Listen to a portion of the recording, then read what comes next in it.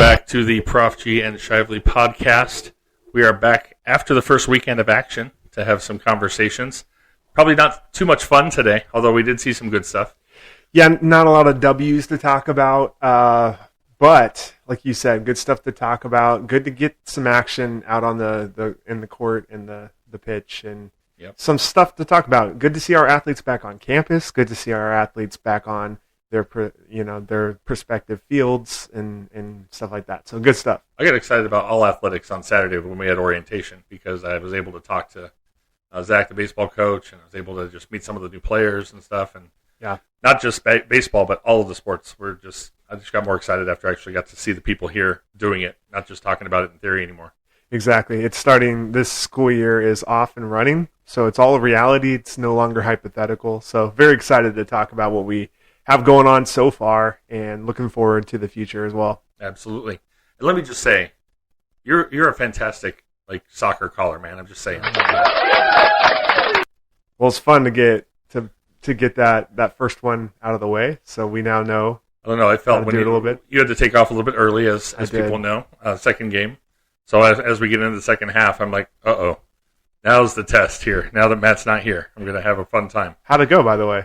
Not as fun as having you, because I was doing fine, just throwing in little comments here and there and letting you do all the stuff that made you sound like you know what you're doing. And I'm sitting there going, how do I make myself sound kind of competent at this? Right. But it'll work out. It's all good. So we're going to talk today about, we had action for men's and women's soccer over the weekend, and we had action from our women's volleyball team who traveled to Missouri over the weekend. So why don't we start with Friday, because that was the first day, and you and I got to get out to Arizona Athletic Grounds and watch the women and the men. What was your takeaway from the women's game first? Well, we had said when we were talking about our preview, we were excited to see the upperclassmen, the returner, energy and leadership skills out on the pitch, and as well as seeing how the newcomers would fold into what they have going on. And I think we saw that out there. We saw the leadership of the returners was very strong. Several key girls stuck out there. And then we saw some of the newcomers showing their presence as well. So we got some of that going on. Yeah, didn't see a goal yet, but we will. We've not seen a goal. We did see a lot of hustle. A couple players that we kind of stood out to us. Obviously, Bossy. Yeah. Aaliyah Myers stood out as just with the energy she always brings to everything she does. And her versatility. She can play defense. She can play up front, and she can push the action ahead and get some of the scoring opportunities.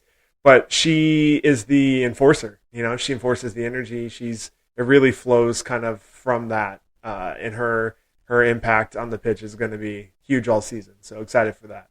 We saw Amy had a busy day. Unfortunately, wasn't able to stop them all, but she did a pretty good job she had a lot more shots on goal than they had goals, so she still had some good saves. And yeah, we saw some good things from both keepers that got some action as well. The midfielders played really well, I thought. We saw some good on the defensive end. The backs played really well. And then, I learned as much from what Park did about what we need to do as I think what we did. So they had a lot of good control of the tempo, and they ran the offense kind of to the sides and then worked it in towards the middle. And both the men and the women did the exact same thing, actually. Mm-hmm. You could tell they were the same school. They had very similar. I wouldn't be surprised to learn that those are the same coaches. I don't know. I think they each have their own coach, but they probably have similar philosophies, I would assume. Yeah, absolutely. But yeah, the never say quit on that end, too, is something that we can learn from here. They're up. The women, unfortunately, lost 7-0.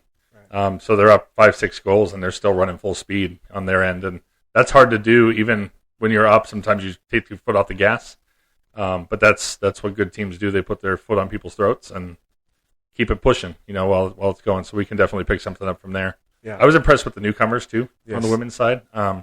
Lots of speed. I know Peyton had a lot of speed on the pitch as well. And I'm gonna forget everybody's name. I could name everybody, but there's 20 girls now, so it's tough. We'll be learning as the season goes on. Yeah, we are. We're still learning names and learning positions and stuff like that. And I think they're learning positions. That's another takeaway I got from the women is Coach Mike had them in different places throughout the match. Again, we talked about Aaliyah. I think McKenna stayed in the middle the whole way. She was pretty good. But I saw them moving up some people and moving back. I think Michaela might have moved around a little bit. Michaela a little bit. She was good on that back end as well on the wing. Nothing really got through past her offensively for Park, so that was really good to see as well. And then when Ari came in kind of early in the second half, or I think she came in late in the first half. She came in the first, yeah. She brought a lot of extra energy. So that's going to be good for those fresh legs to really bring a momentum shift when you need it. What I would love to see them do in their matches coming up in California this week is to see them try to take that tempo from the face-off instead of letting the opponent dictate the pace of the game. Get your pace right away. Get aggressive. Get an attack right away in the first minute or two, and really try to force the hand of the opponent to really try to be on their heels early. That's what I would say. Yeah, absolutely. And you mentioned they do travel this week to California. They're going to Irvine and San Dimas, right? Play a couple of schools out there. A couple of players recruited to Justice from California. So we talked to a couple after the game that hopefully their family's coming. Right. And it's a good 4 or 6 hour drive for a couple of them, but they said they may still make the trip out because they're playing in California, right? And San Dimas, California is the home of Bill and Ted's Excellent Adventure. San Dimas High! Yeah, just a little footnote there. I don't know if Bill and Ted will make the trip to watch. It's a very funny movie if you haven't seen that movie. Fictional characters, they probably won't be there. It's a very funny movie, though. You think You think the Grim Reaper will make the trip? I don't know. Well, I mean, he can kind of transport, so all he has to do is appear, right? Don't fear the Reaper. Don't fear the Reaper. That's right. Anyway, we went on a little tangent there, but if you're listening and you haven't seen the Bill and Ted franchise, you got to jump on at least Excellent Adventure and Bogus Journey. Wasn't a big fan of the new one, but it's what all those later in life add-on movies are. It's more nostalgia based than anything. Don't put too much stock in it being an excellent film. No pun intended. Yeah. Well, so they're going out to California. Let's talk about the guys. Yeah. Similar results, unfortunately. They lost to Park 8-1 on Friday, and their Sunday game at Embry-Riddle was canceled for lightning. So we didn't get to see them up in Prescott. But what did you pull from the Friday night action that you were able to see before you had to take off?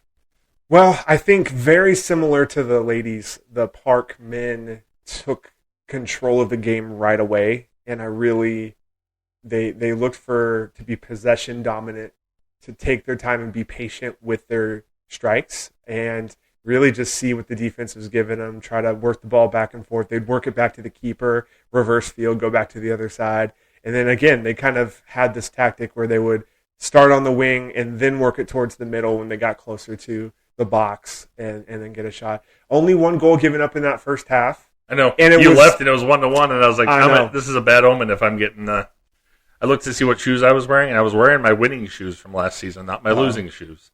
So I was like, I don't know what's causing this, but I texted you and was like, you should not have left. It is now 4-1. And then suddenly it was 8-1. So yeah, and that one goal in the first half that was given up was even a little fluky. It was off of a deflection, kind of ping-ponged around, and those are hard when you allow that rebound to kind of go wherever. You're probably going to be in a bad position to stop the rebound. He had a very nice goal, though, in that first half. And off the left foot, if I remember correctly. Off the left foot. He has really good footwork, really good speed. Just give him a little bit of space, and he can get a good shot, a good left-footed shot. It sounds like one Lionel Messi a little bit. Yeah. Give him a little space, he can score with the left foot. So that's good. Well, you got to, and you talk about speed. I mean, Junior was all over the place out there. Couldn't get to the net, to the goal, but he was all over the place, outrunning people. But one thing I noticed about Park is they swarm defensively. Yeah. So they're not playing a lot of one-on-one. They're usually sending 2 people over, is what I was kind of seeing, especially on the players they knew were a little bit more high-octane, like maybe a Yahir or a Junior or Gabe. Yeah. They would send 2 players on them almost every time, and it's tough to get 50-50 ball, much less when they've got 2 guys on the other half. Right. There was one in particular that almost got through to Gabe. And it got taken away. I think we might on the broadcast have the, as you called it, the primal scream. Yeah, that Gabe let out. yeah, that was. He got close. Definitely. He did. And he's, I like that. I like that. You want to see that energy even when the match isn't going your way. Don't let up, like you said before. And I got to talk to Gabe on Saturday, and he was discouraged by the result, but he said it was great to just be out there, and that he was having fun in terms of running the field and playing with his teammates. Obviously was not having fun getting scored on.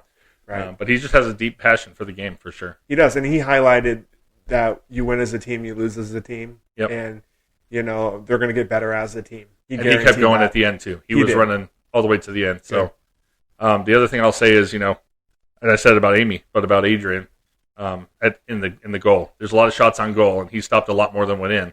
Right. Unfortunately, they spent so much time on our end of the field.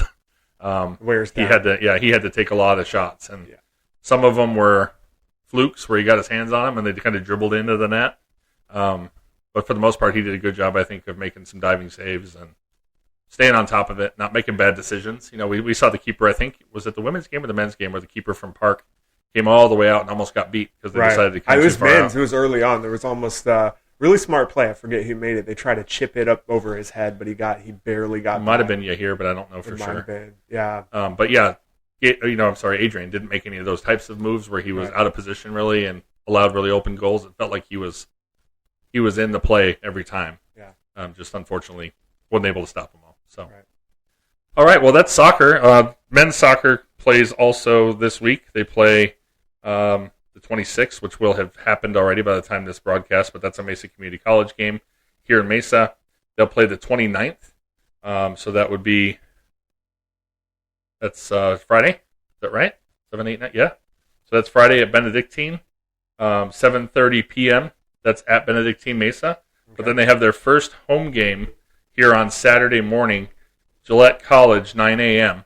So if you're here local and you're one of the Lions loyal, what was the other name we were flirting with? The Justice League. The Justice League. How do you pass that up? I know. Matt said that on Friday, and I was like, neither one of us was smart enough to figure that out until What's our Friday. 5th year of a school here, and we just now thought of Justice League as our supporters' name. Come on now. Yeah, so Justice League I think we'll use as the overall fan base. Oh, yeah. Lions Loyal are really the ones that show up at the games, make their voice heard.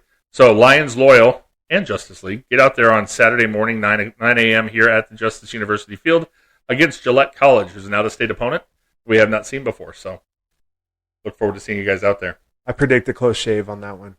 Yeah. I think we'll get the best a man can get. All right. We'll see. Yeah. We're really bad today. All right. So women's volleyball had a trip to Missouri this weekend. Everybody was very excited about it, and I think they're excited even at the result. Not the result wins and losses wise. Right. But Coach Chrissy did chat with me a little bit this morning, and they unfortunately did go 0-5.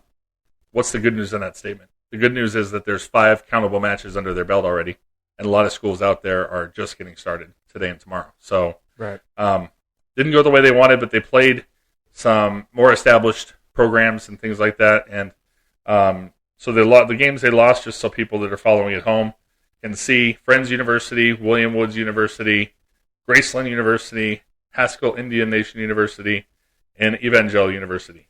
Yeah, Evangel was. So I listened in to a little bit of the William Woods match, and got to be honest with you, they wanted to charge me $3 after I watched for a while, and I got a little cheap.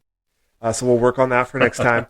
I think they have a season option on some of those things too, where you can pay like $12 for the whole season or something. All right, we'll do that next time. I had to do that for basketball last year because it was like, so many road games I want to watch. But I had to pay for parking at the soccer game, had to pay to watch volleyball. It was rough on the old wallet this weekend. No, it's not that bad. But so, they're still looking to take their first set as well after those 5 losses. But in the Williams Wood match, I watched the whole first set and probably the beginning of the second set. And some things I noticed, we had talked about their height coming in, some of their newcomers, and some of their returners just being a good for it. And that all showed itself in the match I watched. The first match, they were pretty overmatched, but they adjusted well, and they started the second set against William Woods. Dub 2. Yeah. And W squared. Yeah, they had an early lead, and then Williams Wood came back a little bit. But you see, first thing that sticks out, Alyssa Parr is everywhere. And that's not new. Not new. That's not new. That's what we've grown to expect of this team. All of the sets going through Sadie Oswald, also not new. Nope. Great setter, probably best setter on the team. One of the best setters. Irish setter, probably the best setter of the dog variety, but that's another story for another time. But Arizona does have some good sun setters too. So, okay. Yeah. There you go. So anyway, Sadie, awesome. Maddie Moran looked great as well. The newcomers looked really good. Those are just, again, I watched a set and a half. But they took an early lead. I think, they were just getting still a little bit out-womaned at the net. And so that'll be something to work on. Is that a thing? We're going to have to check and see. Is that the way you say it? I was trying to be. I always thought outmanned was just a general term, but maybe it's outwoman now. We'll have to ask. I just don't want to be insensitive. No, you definitely want to use the right words, for sure. Anyway, they're tough. They're very tough. They hung. You could take a couple 0-3 games to start and just cash it in, but they did not do that, and they hung in there. And so a lot of energy. Again, seeing their ability to work as a team and their chemistry, like we highlighted, that was on display as well. Jealous of Williams Wood's broadcasters. They really have a lot of. You could tell they got a lot of funding over there, and it's something to work for. A little bit of equipment. Oh yeah, it was impressive. They had ads, they had ad breaks, all these things. Well, we said it during the broadcast. If anybody listening owns a business and wants to get some exposure, not only in person at the games, but now on broadcast, reach out to us, send us an email. We'll put you in touch with the right people. Yeah, we're happy. Then we can get some ads. Happy to put your name out there. Why not? Exactly. You tried to give sponsor credit on Friday night to a bunch of different people. Yeah. They didn't pay. No, we won't We were reading signs. We were just trying to be like, okay, what are we reading? They had ads all over the place. Trying to have some fun out there. So, yeah. So Coach Chrissy chatted with her this morning. She said several of the sets were incredibly close this weekend as well. 3 they only lost by 2 points. So 3 of those sets they barely lost, which is a good sign. She mentioned when we first met with her this season that the new look of the team is going to be a high-octane offense. So she's running a new offensive scheme, basically, a new offensive system. And so not only are they assimilating new players, but they're also trying to assimilate into a new offense. Learn a new offense, yeah. So she was actually proud of how they performed and how they stuck with it, like you said. And most of all, she said the girls bonded, had a great time, is what that's quoting her. Ultimately, the girls bonded, had a great time, even though we lost. Energy and culture of our program is healthy. I was going to say that's Chrissy for you. She's always doing things intentionally for the culture of the team and the camaraderie of the team, because she knows that will result in wins eventually, right? You just stay at it. And so I think that's one of the reasons she gave them some tough matches to start the year, so they could start to grow and build. And that we saw that formula from our men's basketball team last year. They lost maybe 13 straight games to start, and then they wound up winning the conference. So you can't. Well, they put themselves against D1s and D2s, and they got better because of it. Iron sharpens iron. So it was a really good philosophy for Chrissy to go out there, and I'm sure they came back really closer and ready. Mm-hmm. They're gonna start dominating some people when they play some people a little bit more evenly matched with them. What's really cool is she shared this with me as well. I think the school got this email this morning from someone at the William Woods volleyball event. He said he was keeping the stats at the game. Had the pleasure of watching JU volleyball. He said he's been a collegiate scorer at the NAIA, NCAA D2, and NCAA D1 level, as well as communications director for basically their equivalent of the AIA here in Arizona, the Missouri equivalent. And he's been in it 30 years. And here's what he said. He said, "What I witnessed this weekend was simply amazing. The camaraderie the squad showed was absolutely inspiring. The way Coach Gust had each player's attention in the hurdles was something I've rarely seen. While the outcome was most likely not what was hoped for, there was never any finger pointing or blaming taking place. I know you're busy. It's the start of the school year, but I wanted you to know that the coach and the squad represented Justice University well this weekend." Wow. So, and that was an unsolicited, unprovoked email.